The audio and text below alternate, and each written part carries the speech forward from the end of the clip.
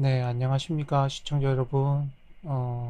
이번 시간에는 지금 홍명보 감독님의 사주를 꺼냈는데요. 지금 물론 홍명보 감독님의 운 자체가 조금 사람들에게 비난을 받을 수 있고, 또 싫어하는 사람들이 많이 생기고, 또 홍명보 감독님을 이제 조금 까탈스럽게 보는 사람들이 많이 생기는 운이긴 합니다. 근데 좀 너무한 것 같아요. 좀 너무하다는 생각도 있습니다. 이것 보세요. 홍명보 감독의 전술이 구식인 진짜 이유. 아니, 어찌됐든 간에 우리나라 감독님으로서 활동을 하고 계신데, 사실 사기를 좀 올려주는 게 훨씬 좋다고 보거든요.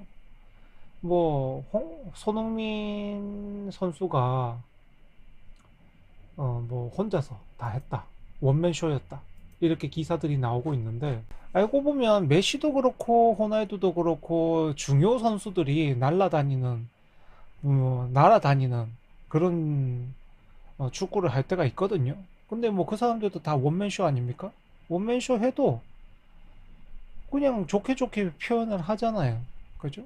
근데 지금 홍명보 감독 같은 경우는 아무리 자기 운이 현재 뭐 좀 나쁘고 그 다음에 사람들에게 좀 지나친 관심을 받고 지탄을 받는 운이라고 해도 너무 한 것 같아요. 솔직하게. 어제 뭐 기사들도 보면은 좀 그렇고 오늘 기사들도 마찬가지고 손흥민 선수나 선수들 같은 경우는 감독님을 믿고 100% 믿는다 이렇게 다 말을 하고 있는데 우리나라 언론이나 또는 뭐 전문가분들 이런 분들은 뭐 그게 없습니다. 계속 그냥 채찍질이에요. 채찍질. 손흥민 덕분에 살았다. 무능했던 홍명보 축구. 물론 어제 경기가 굉장히 답답하긴 했습니다. 제가 봐도 이제 선수들이 자꾸 그냥 U자 형태의 패스라고 하죠. 그렇게만 하고 중안으로 넣어주는 패스가 없다 보니까 아무래도 계속 이제 밀려 나오고 뒤로 뺐다가 또 앞으로 옆으로 넣었다가 또 중앙으로 못 가니까 밀려 나오고 근데 그것 같은 문제는 사실 전술의 문제라기보다는 선수들 개인의 기량도 충분히 있어야 된다고 보거든요. 그러니까 믿을 만한 중앙 패스가 되어도 항상 지켜주고 믿을 만한 선수들이 가득하다면 오히려 중앙으로 다들 연결을 하겠죠. 근데 어, 좌우측에 있는 선수들이 중앙으로 찔러 넣어줬을 때 그게 자신이 없으니까 자기들도 돌리는 거 아니겠습니까? 그게 전술탄만 하기에는 좀 그렇다. 선수들의 경우도 비난을 얻을까봐 계속 그럴 수밖에 없는 거죠. 실수 한번 하게 되면은 지금 요번에 자책골 넣은 그 선수한테도 보면은 좀 전에 기사가 있었는데 남편 은퇴 좀 시켜라. 아내 SNS까지 몰려가서 악플 테러를 하는 마당에 만약에 중간으로 패스를 찔렀다가 그걸 제대로 못해가지고 역습을 당해서 골을 먹으면 그 비난을 견딜 수가 없는 거예요. 지금 보면 선수들의 사기를 저하시키는 것도 보면 언론이 한 몫을 하고 있고 팬들이 또 한 몫을 하고 계시고 그 다음에 감독도 마찬가지입니다. 칭찬할 때는 칭찬해줘야 되거든요. 누구를 뭐 어떻게 해서 이겼든 저떻게 해서 이겼든 그냥 칭찬할 때는 칭찬을 해주는 게 맞습니다. 우리는 너무 거기에 인색해요. 아무리 이게 보면 홍명보 감독님의 운이 지금 뭐 가을로 넘어가고 있고 경신이 오고 그러고 있다고 쳐도 그러니까 의문이 있고 이렇다고 쳐도 너무 좀 비난이 과합니다. 갑진년 같은 경우는 또 그 정도 비난을 받을 만한 행동을 하시거나 그런 건 없거든요. 오히려 홍명보 감독님도 자기 사정이 충분히 있었을 겁니다. 자기 사정이. 근데 모든 건 이제 홍명보 감독님이 떠안고 계신 거죠. 또 그렇게 또 뭐든지 사건이 흘러가게 되어 있으니까 그것도 어쩔 수 없던 건데 물론 일본 축구가 지금 뭐 저번에 뭐 7대 0, 5대 0 이렇게 보게 되면 시원한 거 같죠. 근데 애초에 일본은 아시다시피 우리나라랑 경기에도 잘한 때가 많았고 그다음 기량 자체도 보게 되면 역시 우리보다 솔직히 말씀드리면 한일전이라서 죽자 살자 뛰어서 그렇지 기량 자체는 차이가 좀 있지 않습니까? 그거는 인정할 건 인정을 해야 되는 부분이죠. 우리가 높여가야 되는 부분이니까. 아, 그래서 지금 홍명보 감독님을 이제 보게 되면 이널에 병야가 있고 기토도 있고 무토도 있고, 그럼 이렇게 되면 아무래도 그라운드 활동, 해가 떠 있는데 그라운드 활동을 하게 되거든요.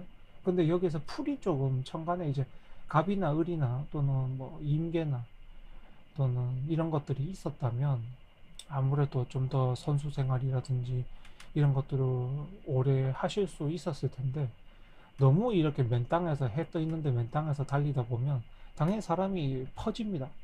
뭐 대운에서 온 물은 어떻게 되나요? 이렇게 빙판길이 되잖아요. 그 부상이라든지 다칠 수 있는 위험이라든지 이런 것들이 생겨나게 되는 것이죠. 그래서 선수 생활이 길다든지 이렇게 되기에는 어려워지는 것이고, 그 갑을 여기 20대 뭐 개수가 왔을 때까지는 아직 언다든지 이런 상황은 아니었으니까 괜찮은데, 33부터 급격하게 기량 저하가 발생을 할 수가 있죠. 이건 이제 말 그대로 직업을, 운동선수 같은 직업을 하셨을 때 일이고, 다른 직업을 하거나 그럴 때는 해석이 다르게 들어가는 게 정상적입니다. 그리고 이제 펜대를 잡기 시작을 하죠. 경신이니까. 신금일 때는 지휘봉이나 지시 등을 잡기 시작하는 거고, 경금이다 보니 이제 직접, 음, 움직이고, 예, 자기 스스로 이제 홍명보 감독님도 스타일이 많이 달라지신 거죠. 43세 때까지는 그냥 지휘 지시하는 타입이었다면 53세 대원부터는 이제 직접 뭐든지 같이 움직이고 같이 뛰고, 그 다음에 또 같이 뭔가 하려고 들고, 그런 것들이 이제 적극적인 실천형 감독, 지도자로서 생활을 하시게 되는 거죠. 그게 이제 이전 감독을 하실 때랑 다른 점이라고 생각을 합니다. 이전에는 그냥 정보를 바탕으로 했다면, 이제는 직접적으로 사람들, 그 선수들과 부딪히면서 여러 가지들을 하려고 하니까요. 그런 이제 방식이 어, 울산 감독 시절에는 운이 바뀌기 전부터도 시작을 그렇게 꾸준히 하셨으니까 별 탈이 없었는데, 이게 전직을 한 거잖아요. 사실 이 운 때에는 전직을 하게 되면 당연히 욕을 먹을 수밖에 없어요. 비난을 받을 수밖에 없고 시기 질투를 받을 수밖에 없습니다. 또 의구심을 받을 수밖에 없어요. 그게 어쩔 수 없이 자기가 가신 길이니까. 근데 문제는 이 경신운이 오게 되면 눈치를 봐야 되는 상사나 위에 사람들이나 또는 팬들이나 이런 사람들이 생기기 때문에 그것도 어쩔 수 없는 문제인 거죠. 네, 그래서 제가 봤을 때는 지금 너무 조금 홍명보 감독에 대해서 이야기가 너무 거칠게 나오고 있다. 졌을 때는 당연히 비난하는 거는 그럴 수 있다고 보는데, 이번에 이겼잖아요. 이겼는데도 이게 무능까지 소리를 들을 만한 그게 인격적 대우를 이렇게까지 받지 못할 만한 잘못을 하신 건지는 잘 모르겠어요. 제가 봤을 때. 오히려 선수들이 자유롭게 플레이를 하지 못하게 하고, 감독들이 이제 자유로운 전술을 사용하지 못하게 하는 게 언론이나 전문가나 팬들이 아닐까라는 생각을 저는 해봅니다. 네, 그러면 이것으로 이제 홍명보 감독님에 대한 이야기는 그, 어, 정리하도록 하겠습니다. 시청해주셔서 항상 감사합니다.